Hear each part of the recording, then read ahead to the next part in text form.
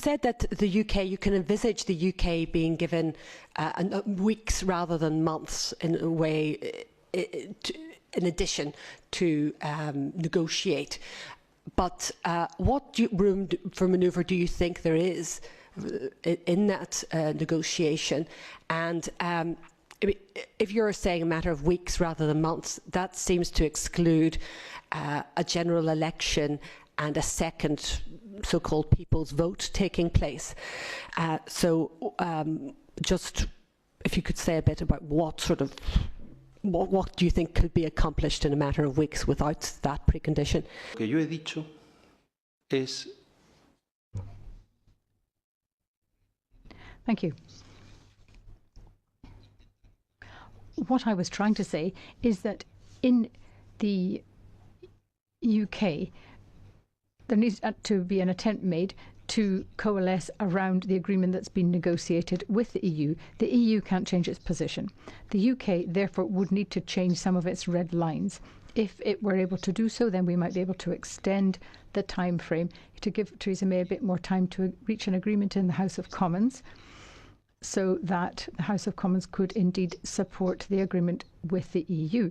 But this can only be an extension of some few weeks, as I tried to convey previously, because a country which is negotiating to leave the European Union would be putting us all in an absurd position were it to run elections for the European Parliament, nominate a commissioner to the EU, and participate in the election of the Commission President.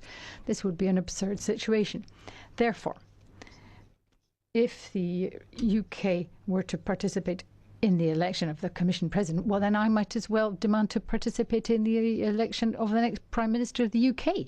This is how surreal the situation is. We can't possibly allow the UK to participate in elections here as if it were a full and integral member of the EU in the procedures which will take place after the elections, when it should not be. As to the future situation in the UK, well, the UK members might actually be very crucial in determining whether one party candidate, Spitzenkandidat, became commissioner or whether another's did. And therefore, again, we can give some time for further negotiations as a group, but only up to May, not any further.